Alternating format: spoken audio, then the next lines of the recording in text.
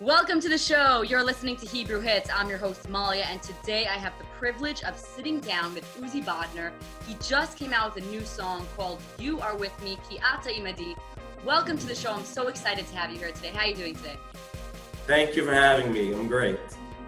You're great. I'm so happy. Well, I know that we know you for your music. Would you mind sharing a little bit about how you grew up, what type of community you lived in, a little bit of background about yourself? Sure. So I grew up in Brooklyn, New York. I think you heard of that place. Actually, I was born, to be honest, I was born in Lakewood. I moved to Brooklyn, New York when I was really young. I don't even remember, about 2.5 years old.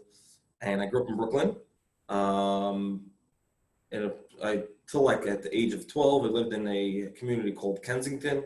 I wouldn't call it a community, I would call it a neighborhood.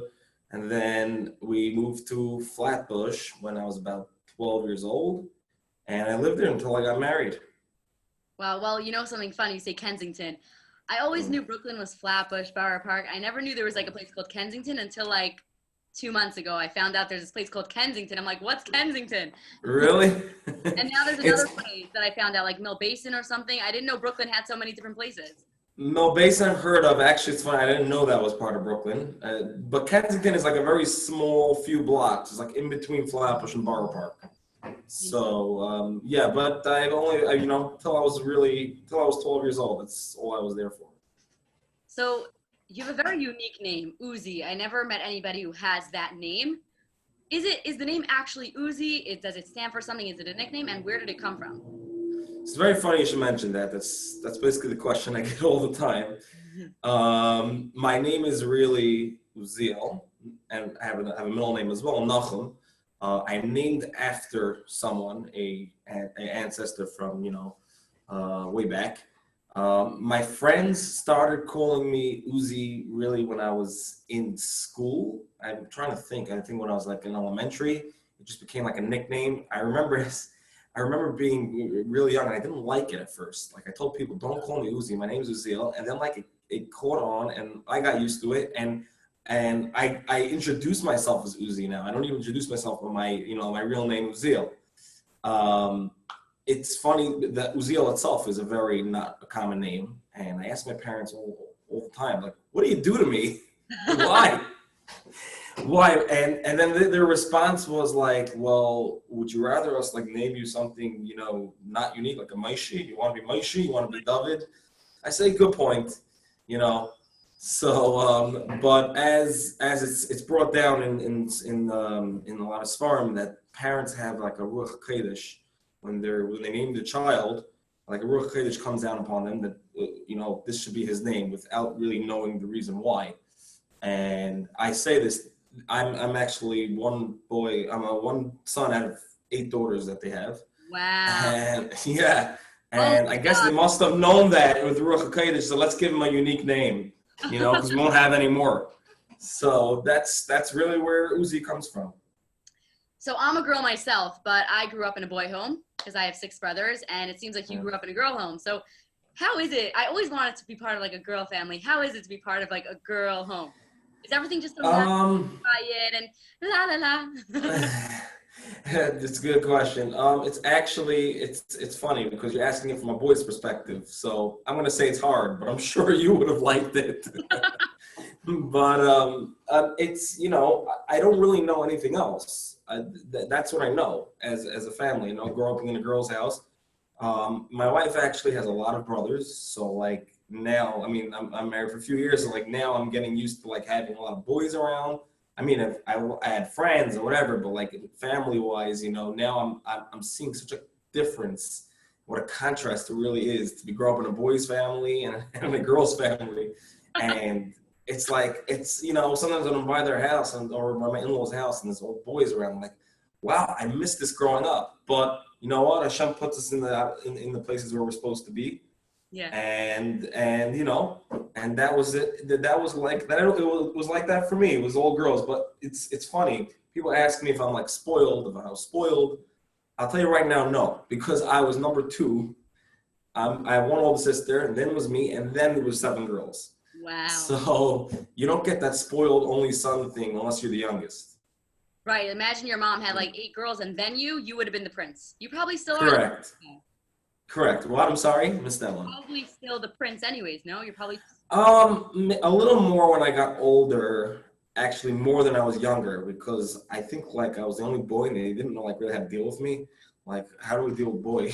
This is we know how to deal with girls. We only got one of them, so I was probably a little harder than my sisters, but so no, it wasn't. I didn't grow up that way as like as a spoiled prince. So this is totally like off the cuff. I just want to ask you this question now that we're talking about growing up in a girl home.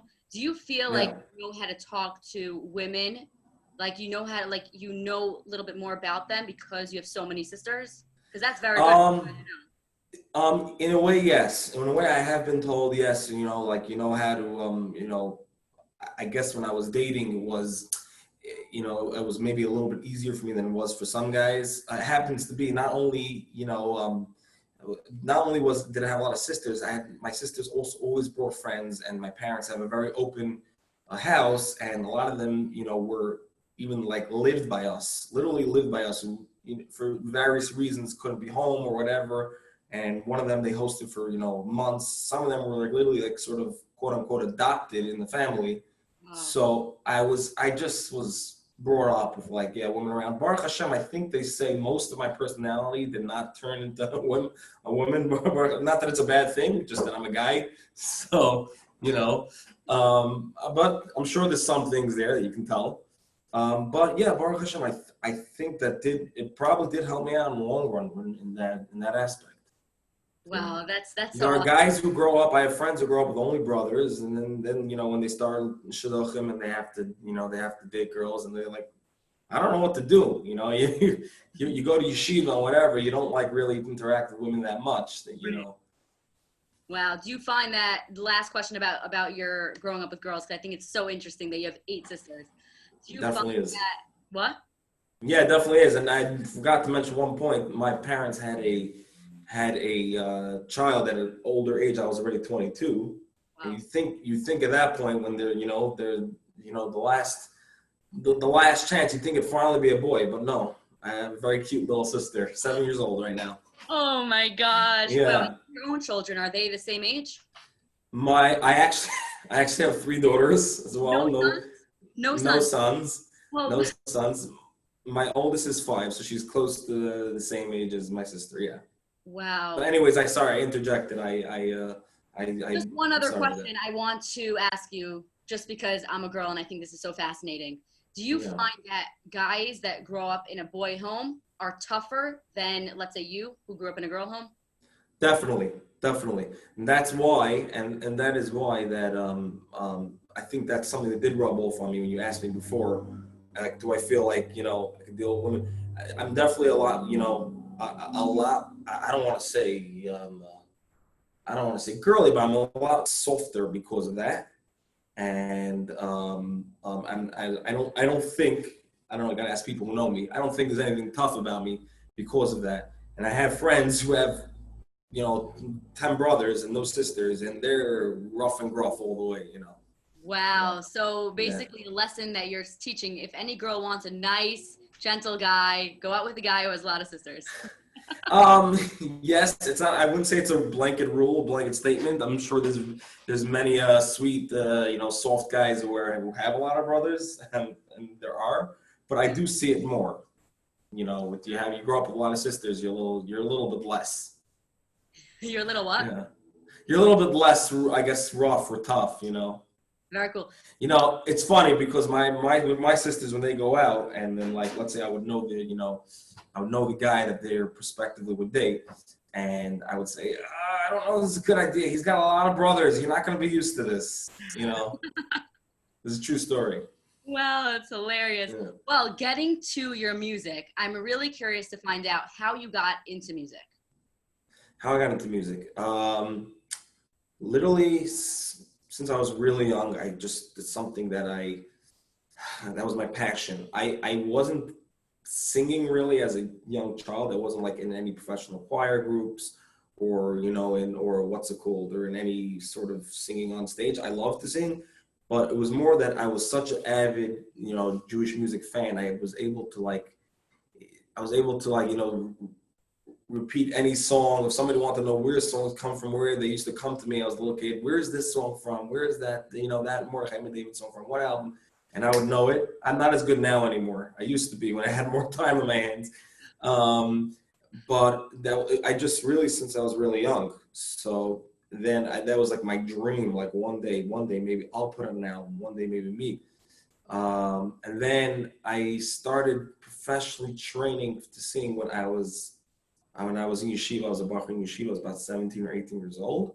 Every time I came home, I was in out-of-town yeshivas. But anytime I came home, I would go to like a lesson, and I would wait a whole month to get to that lesson, and then from there, I'm like, I really want to take this to a new level. But it's funny that you mentioned that also, because even in yeshiva, I went to these out-of-town yeshivas where I had literally, besides learn, we had no other outlet. And it was sometimes, really hard. And Baruch Hashem, I was able to, since I appreciated music, I was able to take music and make that my outlet. And, it helped me through yeshiva years. And like, I used to memorize every song, that's really all I had to do as an outlet. Just listen to all the old stuff, the new stuff. And really to answer your question, throughout my whole life. Thank you. Well, I'm so happy that you brought up that it's an outlet, because I think it's so important for boys, since I have a lot of brothers I see, they're in yeshiva all day, and then they don't even have like sports in yeshiva. They don't have, and it can get really tough on the guys. So just knowing. Well, you do have sports. I'm sorry to interrupt you. You do have sports. Since I'm a one boy out of 8 girls, I was never good at it. So I'm like, nah, it's not for me. I'm not good at it. I'm not, I would enjoy playing it from here to there, and I still, here and there I still do. Mm-hmm. But and later on, it's very funny, I went to other yeshivas they were so serious about sports. Like on Fridays after our Seder, they would go have a football game, and they would ask me if I would want to play. They would never, leave me out. I'm like, I'm just going to ruin your game. Leave me out of it. You play football, do your thing. I'm just going to ruin it for you. And so that's why that was never my outlet, is sports. Oh, but what's important is that you found an outlet that you could sing, and that's what you love to do. So that's very, very important. Correct. Yeah. And it's good that you had the strength to actually, or the mindset to say, okay, I need to come up with an outlet. Or I know it just probably came because you needed an outlet, but it's important for people to have outlets. Yeah, and again, if I didn't appreciate music before, it wouldn't have been my thing, like to memorize all these songs or whatever, because since I love music. Most of my sisters also are musically inclined, mm-hmm. and we all love music. So that was my thing. But I would think my yeshiva years, as they say in Yiddish, made me steig not only in learning, but in music also, because I listened to so much music in my dorm while they're going around in high school, they're going around making sure everyone's going to sleep. I listen under my covers and listening to my iPod, Wow. Oh my gosh. Yeah. Your song, You Are With Me, just came out, Kiyata Imadi. Now, first question, is it 2 different names, the English and the Hebrew? What do you call it? You Are With Me or Kiyata Imadi? That's a very good question. It's a very good question. I'm still not sure myself. Yeah. Really, the song was Kiyata Imadi. When it came to my desk, this song, it was from the songwriter. It was Kiyata Imadi. However, I'll get to that in a second. I don't like, putting out things that sound so generic and cliche. So since it's an English song, I wanted to first give the impression that this is not your regular Hebrew, not that there's anything wrong with that, but it's an English country song. I wanted to give the impression that there's something different about this. So I didn't want to quote only Kiyata Imadi, so I just took the English translation and called the song by that translation, but included the Hebrew in parentheses, as you see on the cover. I think it's very smart that you did that, because anybody could listen to it. Like, let's say somebody who doesn't know how to speak Hebrew and they're going through the song, they're like, I don't even know how to read that. I don't even know what it says. But You Are With Me, everybody could hear, and everyone's like, You are with me. What does that mean? Let me listen to what the song's all about. So why don't you share what is the meaning behind the song, and why did you write this song? The meaning, so I actually didn't write it. We did write part of it, Donnie Gross and I, the producer of the song, in the studio on the spot. The bridge was written together. However, the main part of the song was written by a very talented guy. He calls himself Elkanah. He likes to remain nameless for now. He a very talented guy, about single guy, 20-year-old Bacher. It's a very like mature song. When I heard he was so young, I was like, wow, because it's very mature for a young, a young man. But it was written by him. He sent it to me months ago, like literally way before COVID started. And I'm like, wow, this is really cool how like it had a different sound. It didn't have the country feel that we made afterwards. Mhm. But I'm like, a lot could be done with this song. It's a great message. But at the time, I wasn't looking into putting out more music at the time, and I held it aside. And then we went through those crazy few months, and during those months, like we really need a good message now to get us through these crazy times. So I went back to it, and I think this is such a great vibe, such a great message, and we decided this is something we all can relate to. Like the song's about how we have to always feel that Hashem is with us, no matter what. We're not in control of anything, no matter what's going on, and we just have to keep reminding ourselves because we're human beings. We this is something that it's brought down that Emunah is something. It's a lifelong work. It's not something you just all right. I got Emunah, good. You got to keep reminding yourself, and it's a message to tell yourself every time you go through something hard, every time or even when you're going through something good. It's not. I'm not alone in this. I'm not alone. And we did it in a fun style, a fun country style. That's catchy. I hope at least, and I hope everyone enjoys it. Yeah, it's definitely a great song, and I love that meaning. May I ask you why that boy decided he didn't want to sing it himself, or he just composes songs? Like He just composes songs. He's not a vocalist. He's not a singer himself. He's not a singer. That's the way it usually works in Jewish music. I um, mean, it works like that in secular music as well, a little bit. Not every song that you hear someone singing is their song. But Jewish music overall, many times it is the singer himself that wrote it, but many times is that they got it from somebody else who was looking for somebody to bring it out and bring it to life. They themselves, let's say, either can't sing or don't want to sing or just not what they do, so they give it over. But yeah, you're gonna hear more from this guy. He has a couple stuff coming out with different artists. and he's still keeping Yeah. quiet. He's not saying his name or who he is. He's not saying his name because I know it sounds strange. He says until he's like married and settled down, he wants to stay out of the limelight. Interesting. So he's doing it for Yeah. shidduch purposes. No, he won't. Not at all. Just stay on the contrary. He's not. He won't be cool. Oh, I mean, he's staying quiet because of shidduchim purposes. Could be. He didn't say that straight out. He just says he doesn't want to. He doesn't want to. Have his name out there yet. But Okay, one day. respect that. Yeah. I respect that decision. Yeah. Me too. Your Yes. music definitely has meaning behind it, and people could definitely be inspired and get chizuk from your song. Have you ever had someone reach out to you saying that you gave them like an extreme amount of chizuk, or you changed their life? And if you did, can you share that story with us? I'd love to think I change people's lives for the better. I don't think I have that. The music has that power yet. But even if it makes somebody's day a little bit brighter, or gives a little bit chizik, then it's all worth it. As everyone knows, Jewish music today, there's not too much money involved. Meaning making money, spending a lot, but making. But it all becomes worth it when somebody tells you that they had either a chizik from it or it helped them in any way. I've had people reach out to me or reach out to people that I know that were going through a very hard time, and they said they listened to some of my music, which just helped them get through whatever they were going through. And that for someone who puts out music is like the biggest compliment. Like I'm doing something good here. That's the whole point. I'm doing something good here, and I'm doing something that helps people, and that's the point of music. And that's what the point should be. And the positive feedback is what keeps you going and saying, wow, I'm so happy I put out that song. Oh yeah, oh yeah. And, like I said, a lot of times, I can only speak for myself. But a lot of times, we have self doubt. Like, why did I do that? Why did I do this? Maybe I should have done this differently. Should have done that differently. And then like you get positive feedback for it, and you're like, wow, okay, I gotta keep doing this. I gotta keep this. It's making a difference. It's making a difference. I gotta keep putting stuff out. Because it's not easy being an artist in any sense, musical artist, any kind of artist that's not like, oh, this is my job.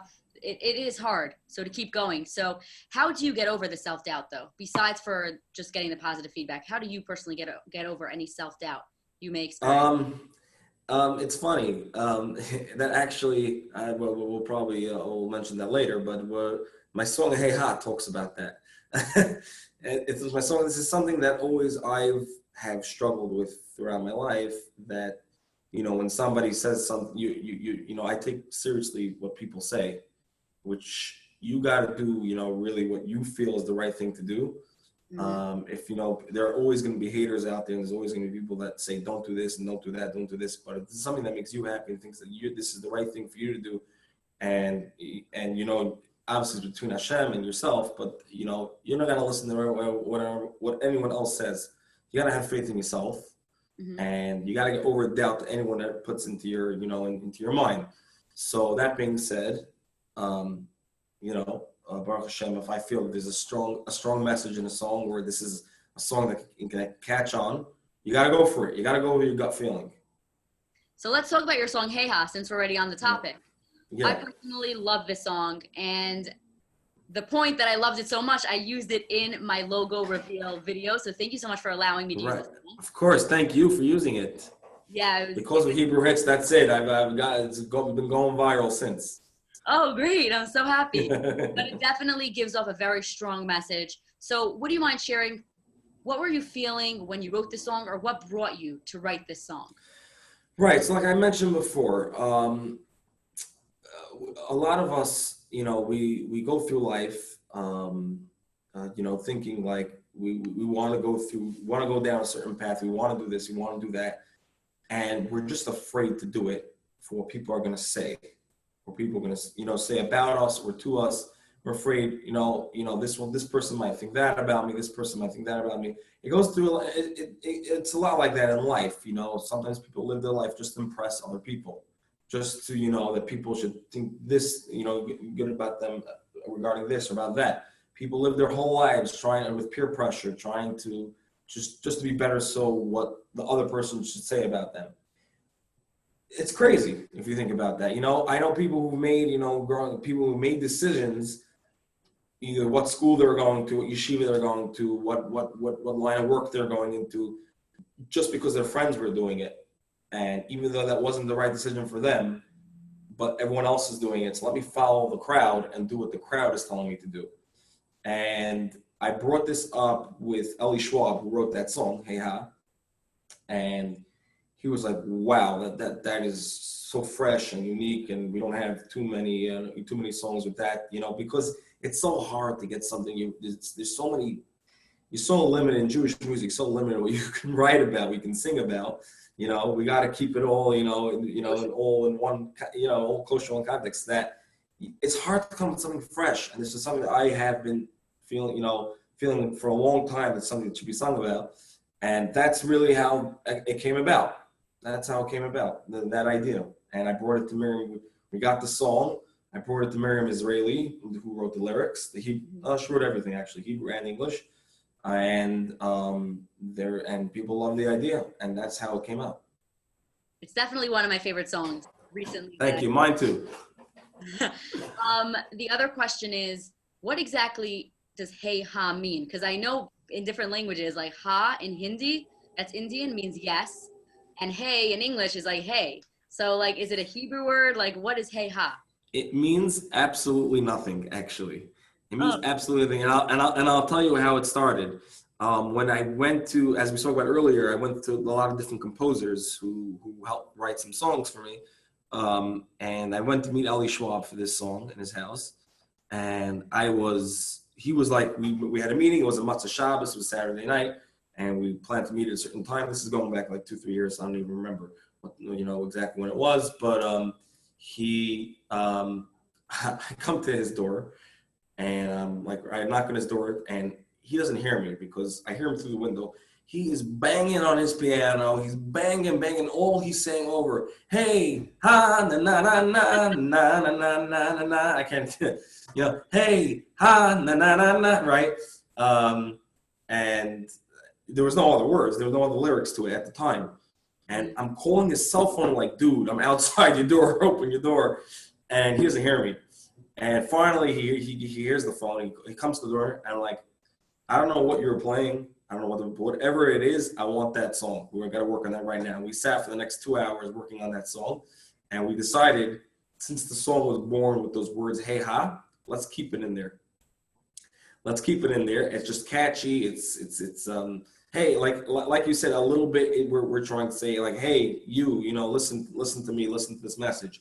And I was asked many times, like, why do you decide to call albums to a weird name? Hey, how? Like Uzi, something with me is weird names. I like, you know. And the answer is because I didn't really. I wanted something out of the box that brings attention to the album, that brings attention to the song. If I would have called it pick some random words, that just like, well, okay, just like everything else, you know. I wanted some attention to it, like, hey, okay, that's interesting. What's this about? And then it gives the listener who wants to listen to that. And then, hey, I like the song, you know. So that was really the reasoning behind calling the album and the song that. Well, I'm so happy that I got to ask you that question, because that's so yeah. how the name came about.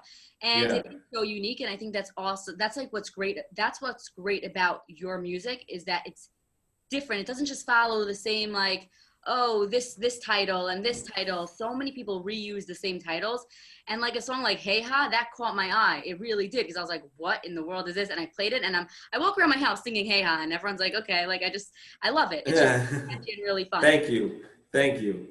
So let me ask you this. You're in the music industry. Is there anything that you would change about the music industry? What anything I would change? Well, again, this, of course, as I think I mentioned earlier as well, that it's not what it used to be 10, 15, 20 years ago. Again, I was very young at that time, but not what it used to be. There's much less money for, you know, nobody really makes money now of putting out music. That's obviously out of our hands. It's just technology that you know, that streaming came in. And obviously, if I could change the way that people listen to music, maybe I would. But you got to think of it. You got to think of it in the bright side. Because of streaming, maybe people are buying your music less, but it's getting out there much more than it could have 15, 20 years ago. Because of streaming, you know, people have playlists and people have their, you know, the algorithms of the streaming sites know what you like from your past history. And let's say no one, you know, if someone hasn't heard of my music before, but they like something similar, so the algorithm will put it in and play it in their playlist. Like, hey, oh, where's this song from? Where's this music from? You know, oh, I like this album. So due to that, I love that part about, you know, streaming. But then again, we're not making as much money as we used to. Otherwise, I like a lot what's going on in Jewish music now. There's so much creativity. There's a lot of variety out there. You have, you know, from Mordechai Shapiro to Joey Newcomb, who, you know, told two different styles of music. But then again, the crowds love both, you know. So it's not something you really had so many years, 10, 15, 20 years ago. It was all the same stuff. I mean, I don't mean that literally, but I mean that, like, you know, all had the classic Jewish sound, which today I love that the creativity is open. You can go you have more high-tech, you have more, I guess you call pop, and that's something we didn't have 20 years ago. So you would say it's still worth it, even though there's not that much money in music right now. You would say it's still worth it, that you work hard, you spend the money, because it is money that you're putting into it. Right. Would I say worth it? It really depends. It depends. If you're looking to make money or expecting to make money, then it's not worth it. Again, there are a few select artists who are making a lot of money off Jewish music, but not that many. Most of us, you know, are counting on the weddings or on the, you know, on the simchas or on the gigs that they're getting. But if you're looking to inspire people and give a strong message and to get out there, then it's totally worth it. Yes. So that's so inspiring to me that you keep doing it, even though there is no money in it, and you work really, really, really hard at it. Right. As you know, I don't know if it's you know, I don't know if you can tell, but there are a lot less new artists than there used to be because of the money that goes in. There used to be, you know, going back even 5 years ago, 6, 7 years ago, there were a lot more artists coming out. Now, just to put out something, it costs an arm and a leg. Yeah. So, you know, you got to, you know, but Baruch Hashem, I had the opportunity. I was able to I'm able to put out music and and just to hear people are inspired about it keeps me going. Can you tell us, is there anything else you do besides for playing and creating music? Yes, yes, I do actually. I have I have, a startup lighting business where we sell lighting products to, electricians or people who own real estate, and you need lighting for their apartment buildings, and we more focus on apartment buildings and and the multifamily units. I sell lighting online as well, e-commerce. But that also, just like music, that's something that I'm trying to grow as well, So everything, all my careers, I'm trying to bring up as we go. I like people that have a mindset of growing, and I want to grow my business and things like that. Have you always wanted to go into lighting? Because Not at all. So, not at all. So, you're right. So, just to give a little background, my father has a very big lighting business. It's and I always thought it was the most boring thing ever. I'm like, I said my whole life, I even told my wife when I'm married, I don't know what I do for, during the day besides music, but one thing, it ain't gonna be lighting because it's so boring and I don't like it, and I'm not doing it. And, as this famous phrase in Yiddish, a Mensch tracht und Gott lacht. It means a man thinks, he plans, and God laughs. God says, "You're gonna do what I say you're gonna do. You're not in control of anything. We people we're not in control of anything. God's in control of everything."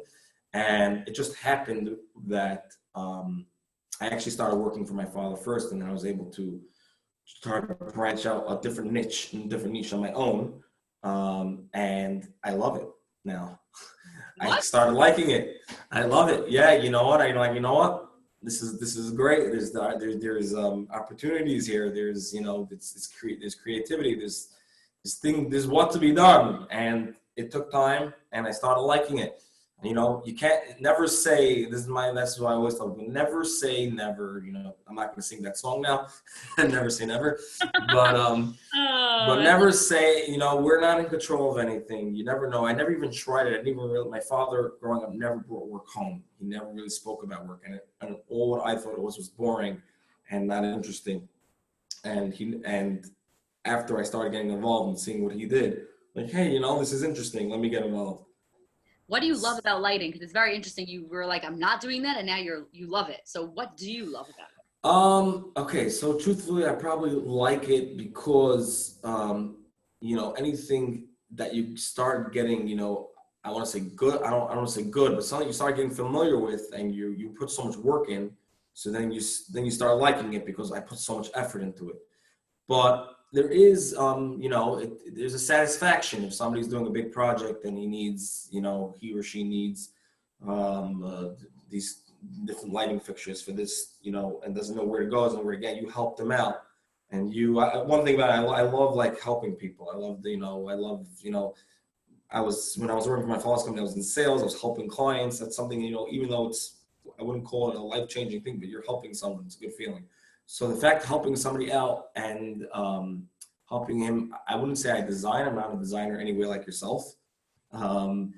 But helping him get what he needs and customer satisfaction is always satisfying for me. Again, if it would be in another industry and I can help someone, I would probably like that too. But that's I'm able to help people out in this industry, so that's something that I like about it. Would you also like to help people even if they're your competitors? Sure. I mean, I work with competitors. I actually have. It's funny. There's another lighting store. She does a little different. She does a little more retail. I don't do retail besides online.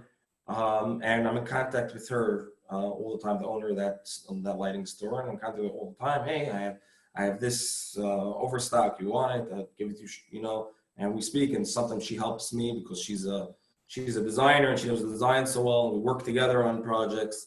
And of course, it's about always being there for somebody. It doesn't matter competition or not. And there's a lot that goes into lighting. You have to do the fixtures, and there's the switches, and there's so much stuff. Yeah, right. I more stay on the more the simple side. I give more simple stuff that people need for like apartment building stuff. I don't get involved in the major architectural architectural work, but yeah, there's so much stuff out there. People ask me, can I have a catalog? I'm like, there's millions of lighting products I can get you from so many different manufacturers. I can't give you a catalog in what what I can get you. Tell me what you like, and I'll try to find it for you. So that is, it's very, it's a very big general industry. It's not, here are these 5 fixtures and that's it. Hold on a minute. I just connected something in my brain. Yeah. Okay, I follow this guy on LinkedIn named Nate Bodner. But I know you as Uzi Bodner, and I was looking at his picture. I'm like, it looks like Uzi Bodner, but it's probably a brother or something. You guys have the same picture. And that guy's a lighting guy. So that must be you. So explain, like, what's the name? Like, you don't go by Uzi? Right. So as Uzi is a little, especially when sometimes you're dealing with non-people. Wait. What? First of all, is that you? Are you Nate Bodner? Yes, that is me. I'm sorry, I apologize. That is me. It's the same person. It's not my twin brother. As I said, I have no brothers, so it can't be me. But that is me. The reason why I go by Nate is, as I mentioned before, my name is Uzi Nachum. I've gone for a couple of years calling myself Uzi in the lighting industry as well, and when I was working for the other company, and then it was just a hard, like, Uzi, what? In a way, it's a very good conversation opener. Like, what's your name? And I didn't want people to get confused, like, Uzi, like the gun, So I used to get that all the time. And so I just said, let me make it simple for people also not from the religious community. My name is Nate, and I didn't want to mix music and the lighting industry together. So I said, I'm Nate over here, and I'm Uzi in music. So I go by Nate in that. So Nate's your English name. Your parents put that on your birth certificate. No. That I for the life of me, I can't figure out what they were thinking. My legal name is Uzi Bodner. I don't get it still. I hope they're hearing this.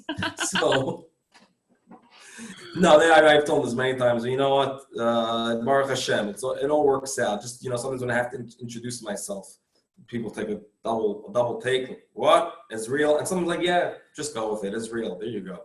Oh my God, real. I just broke my chair. Funny. Sorry, yeah. Here? It's good. We're good. Yeah. Oh wow. Okay. That great. was the crack you heard.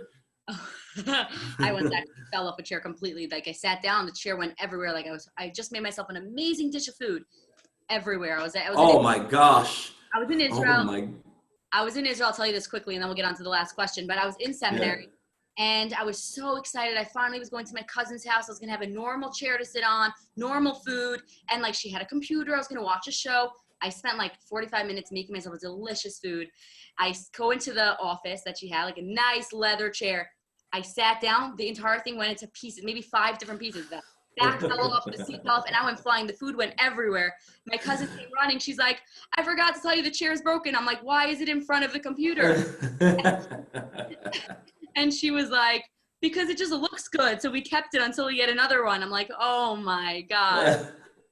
Yeah, I'll add on to that story. I know we have to get back to the interview, but it's a very funny story. I was there. Even a little bit worse than this story. When I was in Israel as well, I was in the Mir Yeshiva, and I was in a shir that we're literally like at least 150 people in that shir. There's one guy who sat next to me, who fell asleep every single day. Guys, in Israel, you go to sleep at 3 a.m. every morning, so tired. And he used to fall asleep. And one day, I hear a crash. He fell asleep. His chair went flying. He's on the floor. It's like 150 heads. I felt so bad for him. 150 heads turn around, see what's going on. The Rebbe, Baruch Hashem, he didn't flinch. He just kept going. You don't want to embarrass him. He just kept going, continued giving the share, kept going. And he, like in the cartoons, you see like when a guy falls, when he gets up, you see like one hand go like that head, and then he's like, hey, peek up. That's exactly how it was. He woke up from the floor. You see him peek up. It took everyone's 150 people such strength you had to find from somewhere not to burst out laughing. Wow, and no, he was okay. He was fine. He just had a shock of his life to wake up like that. But we had to not embarrass him and just like ignore it. So. Oh, that's hilarious. You guys are good guys then. If you didn't, embarrass him, especially the rabbi. No. The rabbi set the tone in that. If the rabbi would have laughed, everybody would have laughed. Exactly. He didn't say a word about it. He made believe it didn't happen. It went on, and 5 minutes later it was forgotten about. Wow. Wow, Yeah. that's awesome.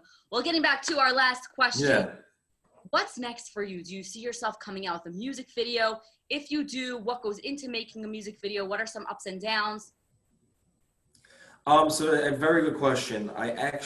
Music videos is such a, in a way, it's even harder than making the actual music, because you want to be, I'll be honest with you, I don't get through most of people's full music videos. And you got to catch the viewer's attention in the first 10 seconds, 30 seconds. You don't want to put out the same old things everyone's doing, and the same, just performing the song, which I have done that, and I will continue to do that.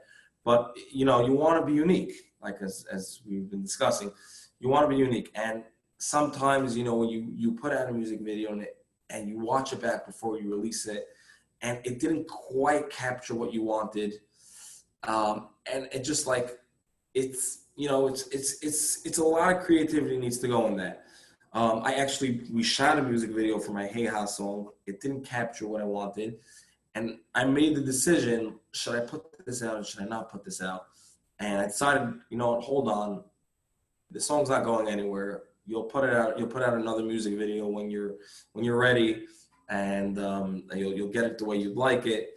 And I understand nothing's perfect, and nothing ever will be perfect in life. But you wanna, once you're doing something with so much work and so much money put in, you wanna get it right.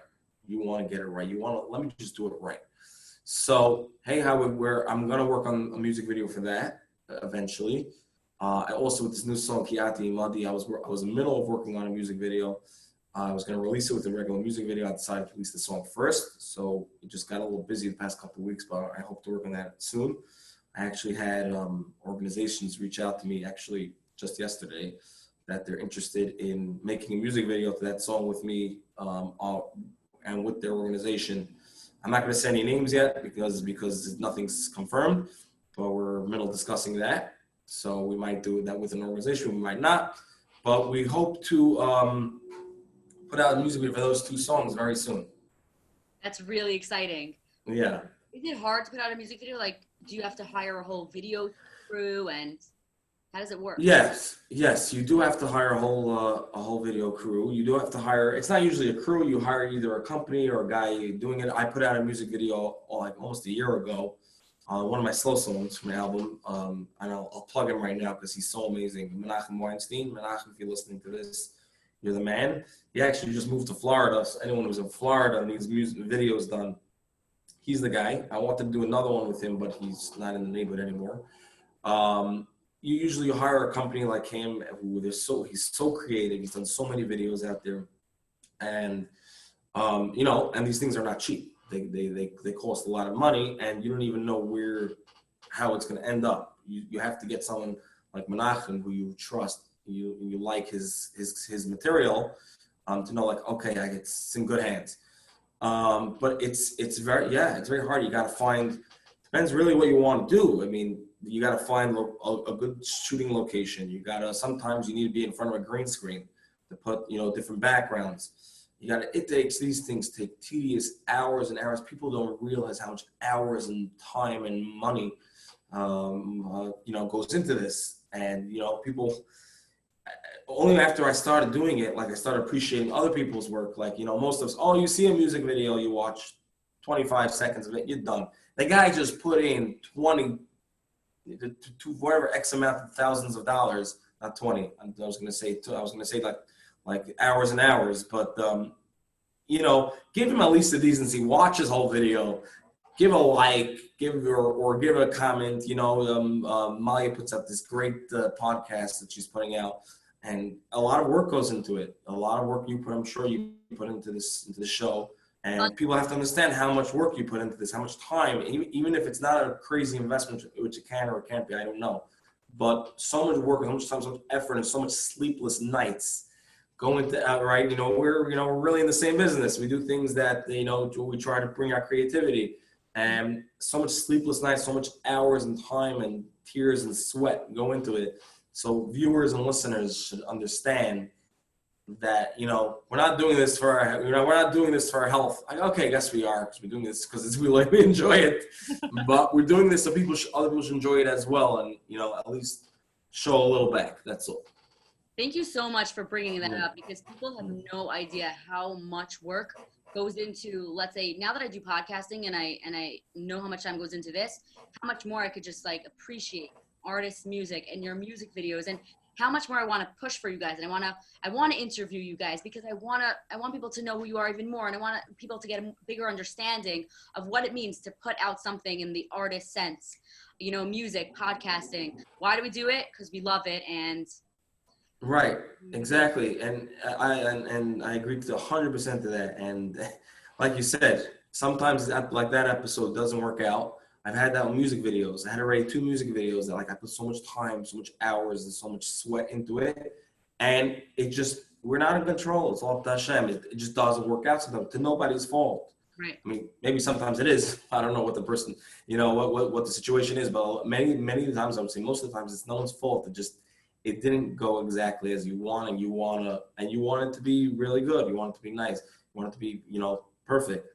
Mm-hmm. So that's the business. We have to just, you know, understand. You win some, you lose some, and you gotta just keep telling yourself. And let me know if you agree. It's depressing. Like, I just put so much hours and work, and like I just forget it. Can't do this no more. But you gotta just keep pushing yourself. You're going, you know, you're doing the right thing. You're going strong. Just keep pushing. You can't let yourself get down. I wonder if you feel the same way, but sometimes when I feel self-down, I had a really hard day last week where I was just like, oh, I can't do this anymore. Like, why is everything like nothing's working out for me? I have one person I know. I'm not going to say if it's a relative, it's a friend. Every single thing this person touches turns to gold. And I was really upset. And I was like, I don't understand what's working out. And literally 2 hours later, I was like, Hashem, please help me out. Literally 2 hours later, I get a call from somebody who just literally transformed everything, gave me bigger opportunities, new opportunities. Now I'm working on some incredible things because. Give us a sneak peek. What are you working on? Something exciting I can't really talk about right now, because I don't say, nobody, even when I was doing my podcast, nobody knew I was working on anything. Even my best friends, no one knew I was doing anything. Everyone thought I was sitting at home doing nothing all day until it came out. So this specific thing, I was on the phone yesterday for over like 2 hours working on it. I'm very excited. I'll let you guys know in a few weeks. So excited. Okay, I'm looking forward. Yeah, I'll let you know when it's all done. But I don't, even my mother doesn't know what I'm working on right now, because it's something I'm very excited about, and I don't talk about anything until it's done. So that's how it goes. But it just showed how like Hashem was there with me. Hashem realized, oh my gosh, you're going through a struggle. And I said, Hashem, I'm done. Like, I don't know what to do. I don't know how to continue. And then Hashem sent me this message like 2 hours later. Like, he gave me like hope, and he brought me on something bigger. So I wonder, is that how you feel also? Like, sometimes you feel like I can't go on, like, why am I even doing this? But then somehow it all turns around. 100%. I had that scenario many times. And in business, in music, how I was like, oh man, how am I going to do this now? I'm stuck. I can't, this is just not going to work out. And all of a sudden, boom, I get like, you know, I get whatever the scenario may be. I'm not going to get the specifics. Like, boom, that it just got solved like that. Baruch Hashem. And then as life goes on, more things come up, and we have to remind ourselves, like, it's going to be okay. Just like Hashem helped me out until now, he'll get me through this. It's not the biggest deal. He'll get me through this. And exactly what you said, I had the same situations many times. I know something in business, you know, I'll give an example. Like, you know, let's say some project doesn't work out, and I have the merchandise already, and I can't return it. And what am I going to do now? I'm stuck with this. The vendor needs to be paid. And then boom, in a second, somebody else comes and gets it off your hands, and problem solved. And these things happen numerous times. And we just have to remember that nothing's in our control. And Kiyati Imadi, Hashem's always with us. And even if sometimes it doesn't work out the way you want it to, it doesn't. But that's the way it was supposed to be.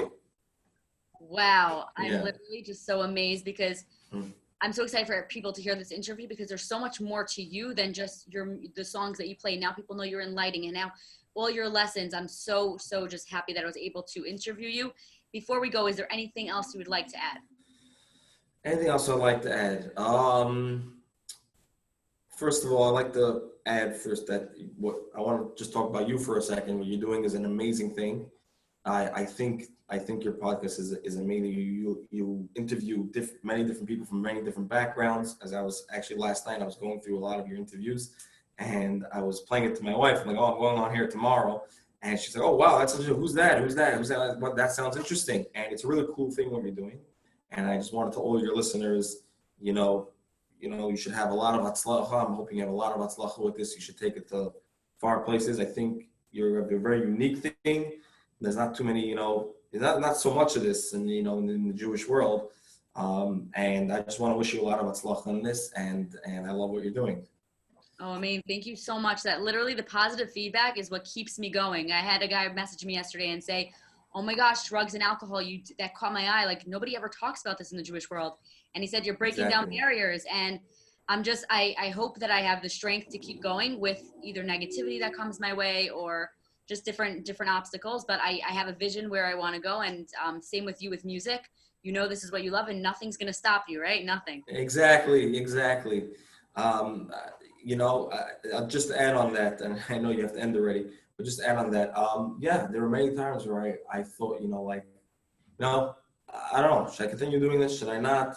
I'm putting in so much money and so much whatever and getting, other people involved. Like, why am I doing this? And maybe I should just give up. And somebody else who told me, who also, I'll actually say who it is.